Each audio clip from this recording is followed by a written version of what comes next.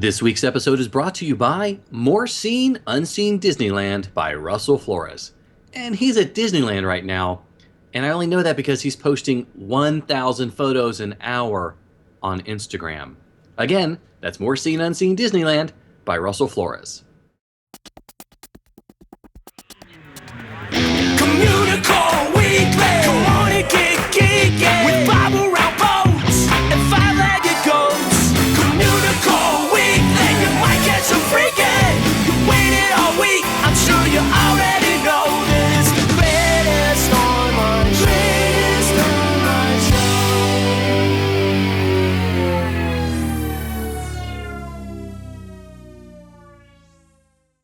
Hello, and welcome to Communicore Weekly, the greatest online show and home of the world's first pair of independently born identical twins. I'm George. And I'm Jeff. And this is our big episode 202. Yay! Because if you write it backwards, it still says 202. That's right. So you're going to listen to this episode, in the correct way forward. But then when you're done, bring it on a computer and then reverse it. And then it's going to be a completely different episode. Basically says like Paul is dead or something like that. Animal Kingdom is a full-day park. It gives you the secret code to get into the secret lounge in Spaceship Earth.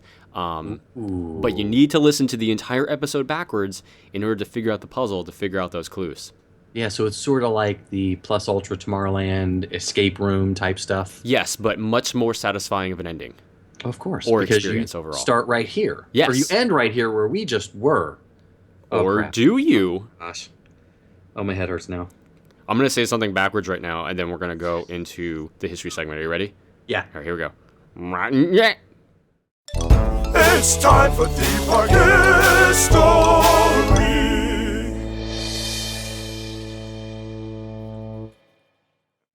Way back in episode 201, we covered Coney Island, located outside of Cincinnati, Ohio. And it was one of the most well-respected amusement parks in America during the 1950s and the 1960s, and it eventually led to the creation of Kings Island in Mason, Ohio. So why would an incredibly successful amusement park that found its origins almost 100 years earlier decide to create a new park in an era when amusement parks were going away from roller coasters, midways, with games and venerated cotton candy? Well, as you've heard many times on Communicore Weekly, especially if you listen to the episodes over and over and over again. And backwards. Many of the early amusement and trolley parks were often closed due to fires or simply didn't survive past the Great Depression or World War II. And as we mentioned in episode 201, Coney Island did survive the Great Depression and the World War II rationing and never suffered any major fires. But it did suffer 4 major floods that were unique to the amusement park industry, especially because it was situated along the banks of the Ohio River. So in 1964, Coney Island suffered the 4th largest flood in its history, and the current owners, the Wachs family, knew that something needed to be done. Now, it's Wachs? I don't remember. It's Wachs, yeah. Wachs. Ralph Wachs, the owner, listened to his son Gary about the possibility of starting a new theme park. And at the time, Ralph was in his 80s and wasn't as interested in starting a new venture. But Gary, who was in his late 20s at the time, and obviously everyone in their late 20s knows everything, was very interested in expanding Coney Island. So Gary spent a lot of 1964 traveling the world to visit amusement parks to find the best practices, which sounds like someone else we know. He remembers being heavily influenced by the 1964 New York World's Fair and many of the European parks, especially all the fountains and the flora that the parks had. And at the time, Coney Island was landlocked at 155 acres with no way to expand or adapt to the changes in the amusement park industry. In addition to being inspired by the World's Fair, Gary took his father to the brand new Six Flags over Georgia to show him what a modern amusement park looked like and what it could be. In 1968, Gary approached Taft Broadcasting, a major broadcasting company that owned several radio stations, and the Hanna-Barbera Cartoon Studio, which was home to the Flintstones, Yogi Bear, the Jetsons, and Scooby-Doo for you kids out there. Or us, because I love that stuff. That's true. But at the time that Gary was meeting with executives from Taft, Fess Parker announced his major theme park coming to Boone County, Kentucky, just over the Ohio River from Coney Island. So Charles Meacham, who was the CEO of Taft at the time, met with Gary and loved the idea of the theme park, but knew some more research needed to be done. So Meacham flew to California to meet with Roy Disney, and they had a long lunch and talked about the theme park business. Roy fully supported the idea of a new theme park and offered some advice. And he even mentioned that Coney Island was one of the first parks that the Disneys had visited while researching Disneyland. And the Disneys had actually flown the Walks out to Burbank to talk about Disneyland in 1953.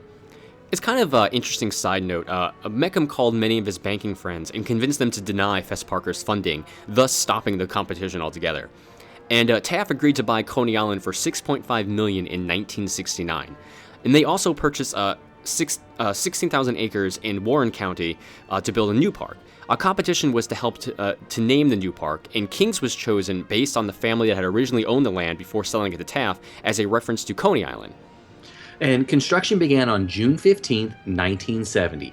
Coney Island, as we talked about in episode 201, was still kept open despite the cannibalization of many of its flat rides. The Tumblebug, the Scrambler, the Flying Scooters, the Spider, the Dodgem, the Turnpike Cars, the Skyride, and the Rotor, which I've ridden all of those, were all transplanted from Coney Island to Kings Island. Most of them ended up, though, being in the appropriate named Coney Island section. And that area was going to be a nod to the amusement parks of the early 1900s. And they also talked about moving the Shooting Star roller coaster, but decided to invest in a new coaster, which would in turn revolutionize the industry. Now, the park opened on April 29, 1972. And the iconic structure for the park was the 1/3 scale Eiffel Tower built by, is it Intamin? Yep, Oh, yeah, Intamin, which was a coaster company, for $1.5 million. When the park opened, admission was $6 and was a big change for the area. Most amusement parks, until Six Flags Over Texas, charged a nominal entrance fee and you paid cash for each ride. And this turned out to be a big boon for the new park. One of the biggest attractions at Kings Island was the new roller coaster that opened with the park, the Racer. This was an out-and-back coaster and was designed by the inimitable John C. Allen and built by the Philadelphia Toboggan Company. It was unique in that it was one of the first to have identical tracks that started and then ended next to each other but had different routes. The Racer was one of the coasters that helped kick off the roller coaster revolution, and it directly inspired the Rebel Yell at King's Dominion and the Thunder Road at Carowinds. By the middle of the first season, Kings Island was obviously going to be a hit, with 25,000 to 30,000 daily visitors. It would also become sort of a pop culture phenomenon. The Partridge Family filmed there in 1972, and the Brady Bunch filmed an episode in 1973. So let's kind of just take a look at the park overall. The first area you enter is International Street, which contains the Eiffel Tower, the Royal Fountain, and the Grand Carousel. It was actually designed by Bruce Bushman, who had a major hand in designing Disneyland. And the theme of the area is based on Italy, Germany, Sweden, and Spain. And the buildings are full-size on street level and 3/4 scale on the second level. So on the right-hand side of the park was the Happy Land of Hanna-Barbera, where I spent a lot of time as a kid.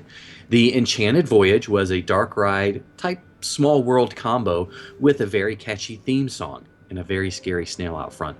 There were also some great flat rides for kids, like Winnie Witch's Cauldron, Gulliver's Rub-a-Dub, Scrappy Slides, the Jetsons Jet Orbiters, Boo Boo's Buggies, and Boo Boo's Baggage Claim, which I found out I didn't remember, but was sort of like a tilt-a-whirl. I was going to say, that one doesn't sound nearly as exciting. I feel like that's an airport ride. Here, kids, pick up this baggage. Yay! Now stand here and wait till the bag shows up, kids. If not, fill out this claim form. So, Riverton was next, which was a Western theme and was originally going to be called Frontierland. It has the Kings Island and Miami Valley Railroad, a narrated excursion with prompts and an old Western feel. And there was an Arrow Development log flume called Kenton's Cove Kilbyte Canal, but that's such a mouthful, Yes, which it is. didn't open in until 1973. And there was also the Kenton Canoes made famous by the Bradys.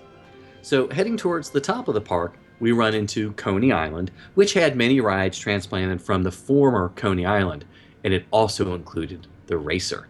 And as I mentioned earlier, it was intended to pay tribute to Coney Island in the amusement parks of the past. It also had many fair-type attractions and games of chance, like skee-ball. There was also the Ohio Overland Auto Livery on the Coney Island side and the Les Taxis on the Rivertown side. Basically, they were both old jalopy rides that just had different entrances and sort of crossed around each other. Interesting. Heading back towards the front of the park and bounded by International Street is Oktoberfest. Now, Cincinnati has a large German heritage, and this section has always been popular. There was the Beer Garden, their Spitting Keggers, the Bavarian Beetle, the Rotor, and one of the Sky Ride stations. So the very next expansion that we'd see at Kings Island would be the Lion Country Safari in 1974. And the big attraction was the ground level Lion Country Safari monorail. And we're just going to go quickly take a look now at some of the other highlights from the upcoming years. In 1977, the Screamin' Demon debuts as one of the first two coasters in the U.S. that were forward and backwards looping coasters. So all it did was went through a loop, back up, and back through again. In 1979, the Beast is unveiled and still holds many world records for wooden roller coasters. And the Bat by Aerodynamic arrived in 1981. It was the world's first suspended coaster and my first roller coaster. That's a bit of history right there for you, George. Yes, it was. So, in 1983, King's Entertainment Company bought 2/3 of Taft's interests, which included King's Dominion in Virginia and Carowinds in North and South Carolina. King Cobra opened in 1984 as the world's first stand-up looping coaster, and the Bat closed due to maintenance issues. Coney Island was renamed Coney Mall and got a few new rides, the Skylab, the Zephyr, and the Dodgems. So in 1987, the Vortex was opened and held the brief world record of 6 loops. And Kiko, or the King's Entertainment Company, sold the parks to the American Financial Company and also included a 20% stake in Canada's Wonderland, all for $150 million, and this would pose important later. And in 1989, Waterworks, a family water park, was added. In 1992, Paramount bought the parks for $400 million. Viacom then bought Paramount in 1994, and they added the Nickelodeon franchise to all of their parks. Paramount began rebranding the parks with their movie franchises, which included the Top Gun coaster and the Days of Thunder Action Theater. In 1996, Outer Limits Flight of Fear was added, and it's the world's first linear induction coaster.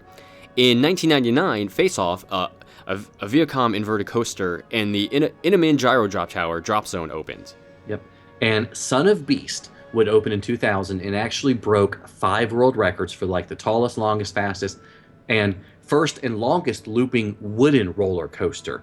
But sadly, due to several issues and injuries, Son of Beast would close permanently in 2009. So 2001, brought the world's first junior inverted roller coaster with the Runaway Reptar. Like from Rugrats? Yes, there was a whole Rugrats area. That's awesome. Loved it. And in 2001, Kings Island would begin a 14-year streak of winning the Golden Ticket Award for the best kids area in the world. And 2002 brought Tomb Raider the ride and a giant frisbee ride in 2004. I'm just enthralled that there's a ride for Tomb Raider. That's pretty awesome. Yes, I can't imagine what it is. So. And the Italian Job, a stunt roller coaster, was added in 2004, and all the Paramount parks were sold to Cedar Fair Entertainment in 2006 for $1.25 billion. And over the next year, many of the attractions would be renamed, losing all their ties to the Paramount Motion Pictures and properties. And Firehawk was relocated from Guiga Lake, maybe? Mm-hmm. Sure. That's perfect. 2009 brought Diamondback, which was the first hypercoaster to feature a splashdown. And it was also the first Bollinger and Malboard coaster at Kings Island. And coaster lovers will know what that means. Okay, so the Nickelodeon area was renamed Camp Snoopy and rethemed to Peanuts, of course. And they opened the terrifying, absolutely horrible ride, the Windseeker, which is a 301-foot tall spinning ride. No, thank you. What, you don't want to do that? No. I'd rather do haunted houses. I'll do haunted houses with you. I'm not doing that. Whoa, look at you. Yes. And Kings Island today is one of the 2 most visited regional parks in the United States, only behind Cedar Point, just a few hours away. And it offers 15 roller coasters. From a very humble beginning as a picnic grove to one of the nation's leading amusement parks to one of the nation's leading thrill parks. And that is Kings Island, located just out of Cincinnati, Ohio. And we would love to know what you think about Kings Island or the transition. Did you ever get to visit Coney Island in its early days? We'd love to know what you think about these 2 theme parks. Call us on the Communicore Weekly Goat line at 424-785-4628. 424-785-GOAT. He's a nerd, he's a geek, but we all like to hear him speak. So listen up to the words from his speech. It's George's Book of the Week. Okay, this week's book is An Animator's Gallery. Eric Goldberg Draws the Disney Characters by David A. Bossert. Okay, so Eric Goldberg is probably most well known for animating the genie from Aladdin and for developing the overall style for the characters in the film. And he's sort of become an animation legend for everything he's done. And this is an interesting book. I say that with a little and it's and it's going to be a really short review because it's largely just the representation of the work itself. So the first part of the book, about the first 30 pages, looks at the art that Goldberg has become famous for, caricatures. The author, David Bossert, looks at the project and why we're holding this book in our hand. So, the project. When it came time to decorate a new restaurant that was opening up in the Shanghai Disneyland Resort in China, which Jeff and I are both open to visiting if Disney wants us over there. They wants to send us there, it's fine. But they wanted to recall the feeling of the Hollywood Brown Derby or Sardi's Bistro on Broadway. They wanted to offer caricatures of Disney's animated stars, and they knew there was only one artist that could emulate the style that was needed, Eric Goldberg. And Goldberg had been a lifelong fan of Al Hirschfeld, who was a portrait artist who was very well known for his simple line characters that portrayed the stars of Broadway and Hollywood. And you could often see Hirschfeld's work in the New York Times and sometimes on the cover of the New Yorker. And it was really inspiring to read how Hirschfeld had truly inspired Eric Goldberg and how Goldberg was able to translate the style and still make it feel Disney. In the case of any type of animation that's used outside the film or the short film, the Walt Disney Animation Studios Special Projects Department takes care of it. So the WDS Special Projects, it is called, handled all the animation for the New World of Color, as well as helping to create the animatronics in the Seven Dwarfs Mine Train at Walt Disney World. So they brought Goldberg on board to work on the project. And when Goldberg agreed, they had a deadline of September 23rd, 2013, and needed 144 caricatures to complete, or about 2 per day. So he barely had 2.5 months to do this. When they were finished, they did a special hanging in the animation building before they were shipped to China. So obviously the artwork is the real draw of the book, and all 144 images are presented. Even if the works were part of a vignette, like there's several with Buzz, Woody, and Jessie that are spanning 3 different frames, or Orville, Bianca, and Bernard they need 3 frames because of Bernard's wingspan. But my favorite has to be the 2 with Wreck-It Ralph from the film. There's one where Wreck-It Ralph is actually punching up into the bottom of a separate frame for Fix-It Felix. They did a really great job with it. They've got characters from every animated film, including the Pixar films and The Nightmare Before Christmas. And I didn't look at those too much because they were scary. And all of the caricatures are breathtaking because they're so simple, but they convey the characters wonderfully. And some of the caricatures take up the entire page, and a few are grouped together. Goldberg's characters are very powerful in their simplicity, using just black and white.